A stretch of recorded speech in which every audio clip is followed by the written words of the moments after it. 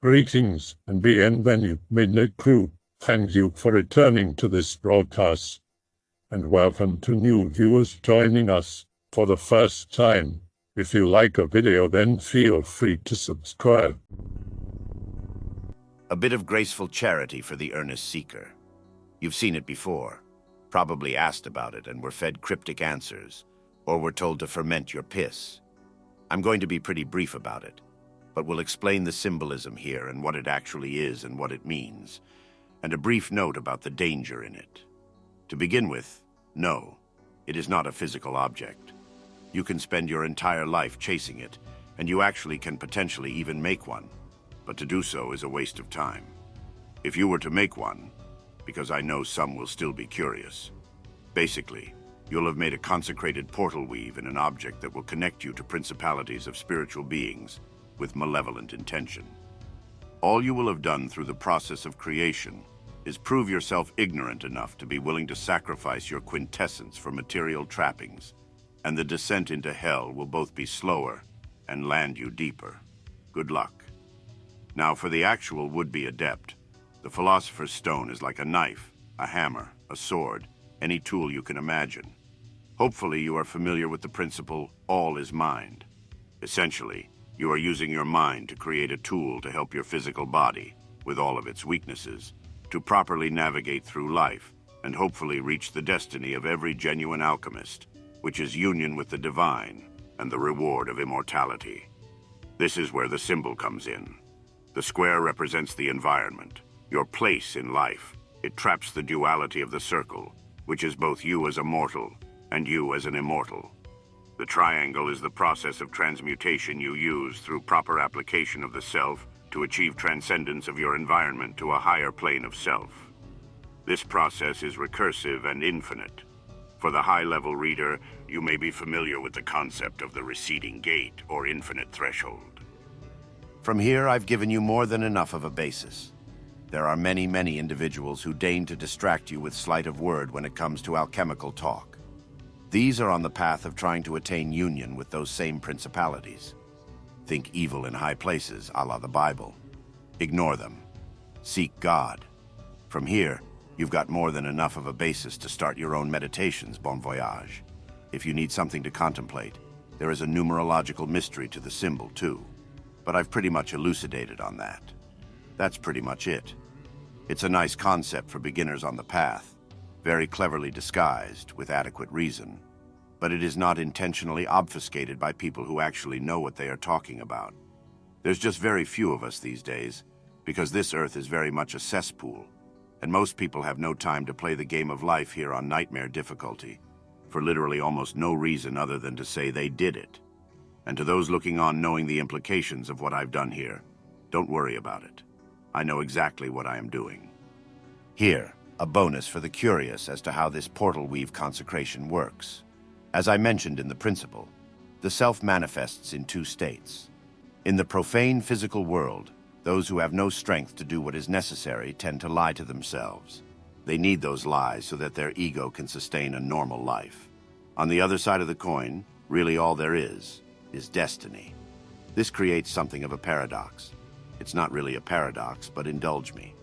Where people like this have to somehow have the will to live, yet at the same time their unconscious mind through the emanations of the soul constantly is aware that the end is not only nigh, it was written from the moment they were born. So between the self a game is played. The unconscious brokers deals with said principalities for illusory fortunes, so the ego can pretend that there is some degree of providence intended for it. I got a promotion. I must be worth something. And so the game is played. On the other side of the equation, you have the good being assailed from the shadows every step of the way for the above reasons. The magnum opus is to maintain balance for long enough through one's trust in the Creator to make it not only to security, for seeking only security is a trait of weakness, but to make it to a place where their composite reflection does not disgust their soul. This is why the journey is always worthy of successful, because it means the incarnation was not sought in vanity. And on top of that, you fought the frauds, and the frauds lost. Beyond that are higher and exponentially more grand levels of self-actualization that humans don't have words for. This is precisely why symbology like the aforementioned exists. Nobody knows the fruits of the upper regions of paradise, but you can smell them from here. So I'm assuming that the outermost circle is the end result, being free from the limitations of the cube? I'll be blunt and say no. For a start, don't turn the square into a cube. Three-dimensional thinking is not for beginners. There is no end result. Reality is eternal. There are only good places to be and bad places to be. A good place is still a square. Environments can be benevolent. As I said, this Earth is a cesspool. The only thing that can turn an inherently bad environment into a good one is the grace of divinity. Without it, you have less than no chance. The objective is to use the mind to cultivate a healthy attitude to transcending the square. Okay, so squares can be good, it's just that this particular square is bad. So transcending the square does not mean escaping it, but to switch to a different square with better conditions by using divinity? Sounds almost like those reality-shifting trends that are popular on Twitter. A swing and a miss. Good attempt, though. I'll go deeper. The impression this square by default has on the conditions of a manifested self are bad. If you look around you, there are no actualized individuals. Nature is trying to kill you all the time. Everything has an extremely low degree of purity. On top of that, man is created weak, engendering a sense of desperation. If one is not resolute in their intentions to transcend the limitations of the square, while still being patient enough to endure the implications of it, the circle will end up reflecting the square, perceiving nothing beyond it. The only thing that can give one a glimpse of the potential beyond the square is divinity, and herein is the crux, because everyone has that concept. They may not allow themselves to believe it enough to pursue it, but they can definitely imagine something better than this, however juvenile their initial ideas may be.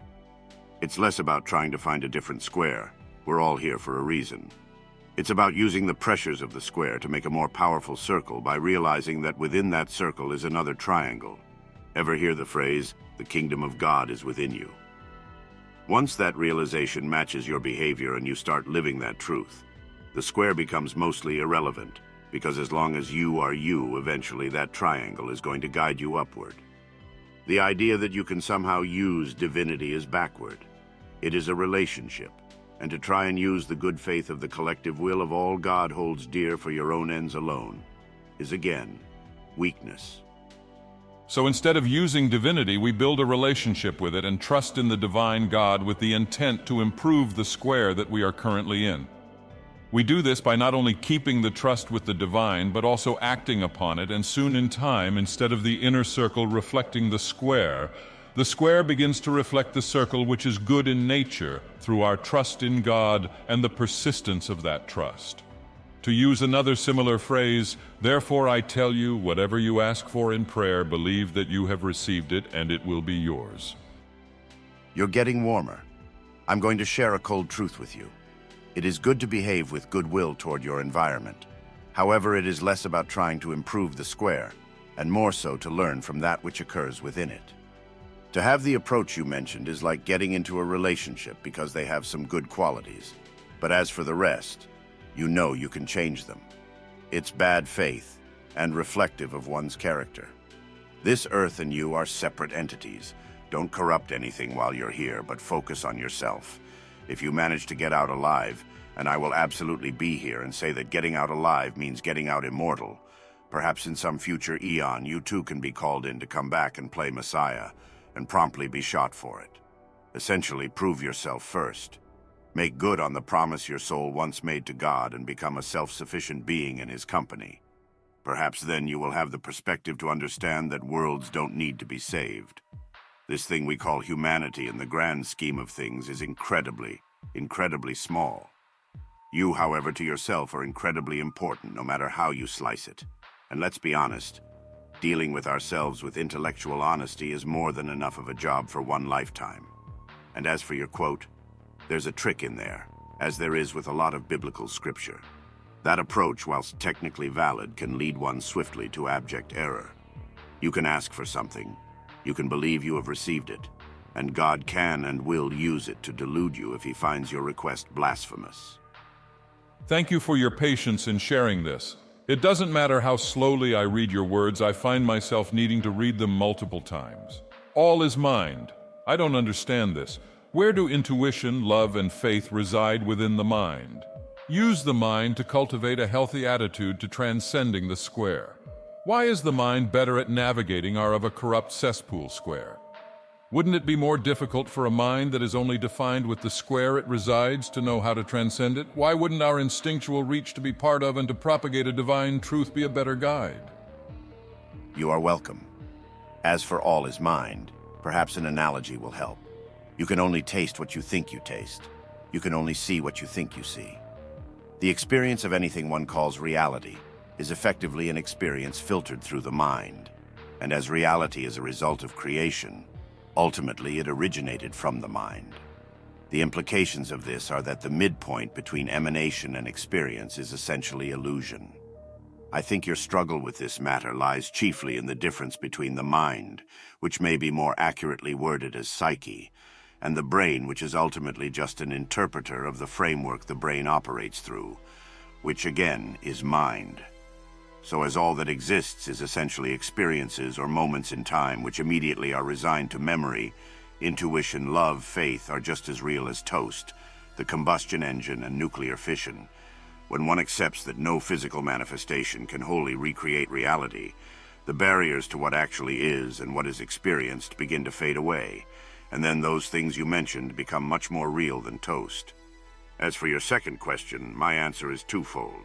Firstly, that again, to separate mind and brain, the brain is the construct charged with carrying the direction of the eternal you. This particular manifestation of you must accept the conditions of the environment.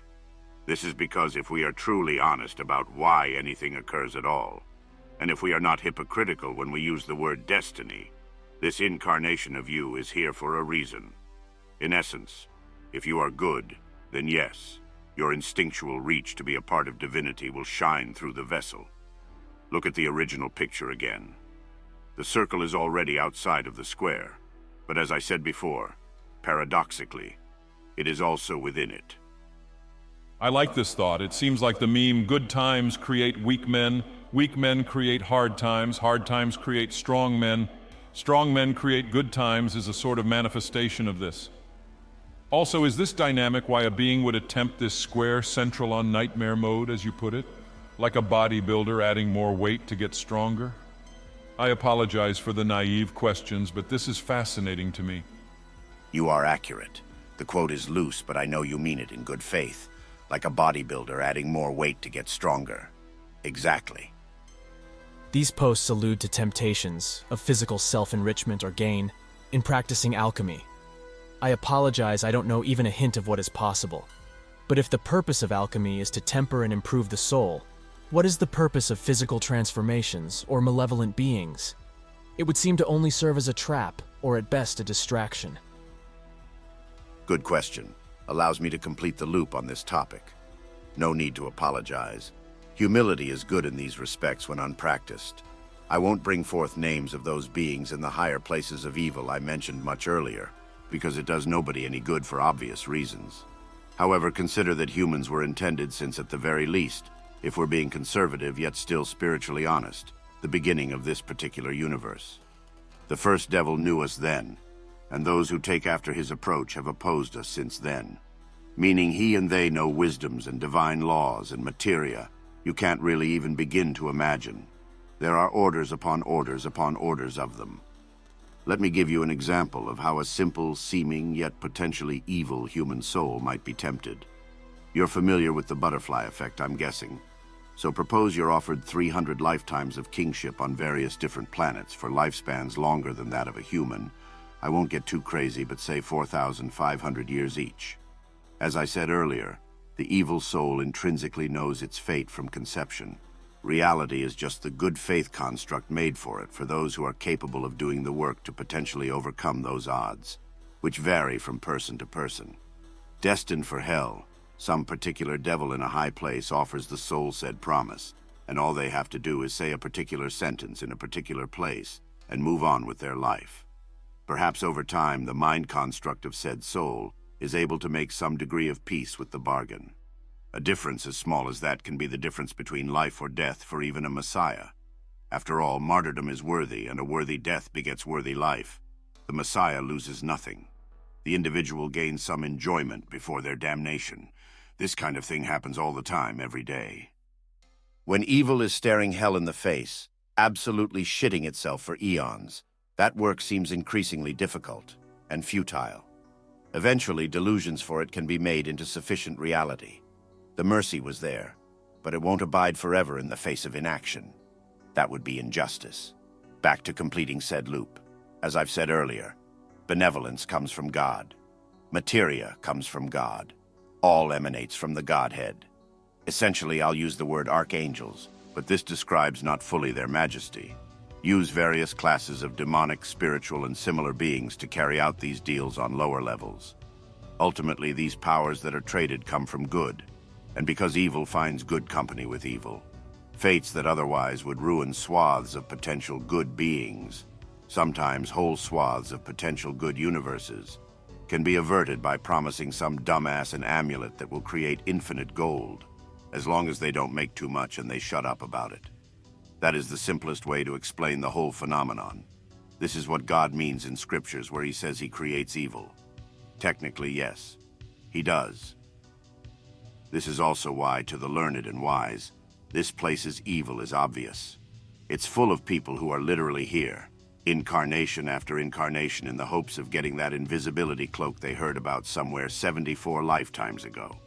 They'd betray you and the entire rest of the earth for it, and they'd even throw that on the pyre afterward, if at its gates it was said it would relieve them from hell for 20 more minutes. Imagine, the whole human race, extinct. So one absolute can pretend to be Harry Potter for some 89 years, and there are some 8 billion of them here. So next time, when you hear the term prison planet, smile. This is one of the coolest containment fields anyone will ever see. The reason I find myself here is due to just how obviously polluted with depravity and corruption the world has become. Maybe it's all that vice that was hidden or controlled somehow before, but I have a hard time believing, perhaps willingly, it was always a part of this planet. I had to simplify, naturally. It was not always so. And many who are still gravitating around this particular celestial body are doing so out of love for what it may have been. But eventually, if you're just here out of some generational nostalgia, eventually you've got to either give up the ghost and leave or pick up some work to do while you trudge through it. I know I've shat on this place a lot, but please understand. The reality that the spirit of this world is connected to still manifests through here, and from there we take our highest majestic beauty.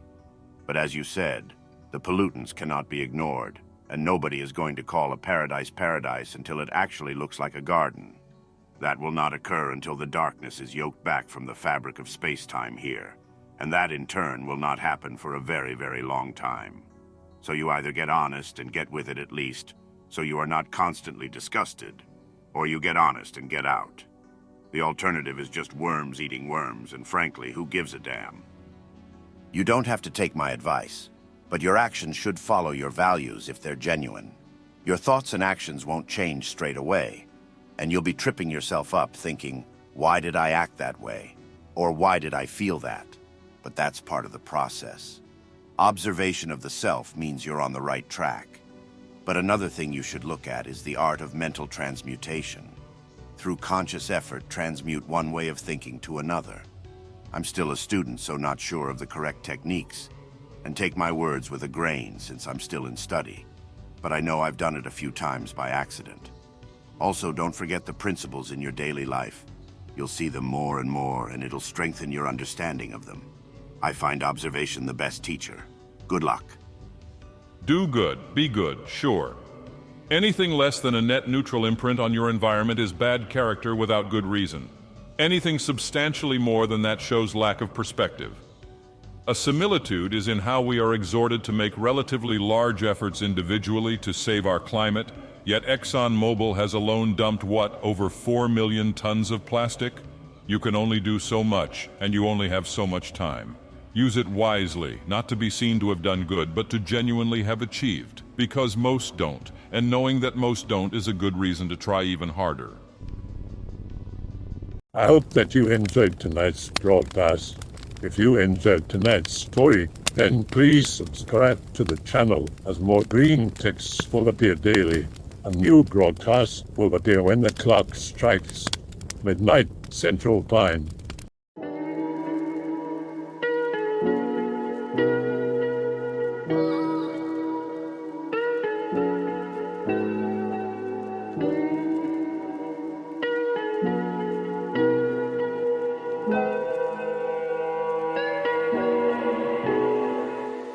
Remember to check out the Odyssey page in the description for a second archive of the channel's videos.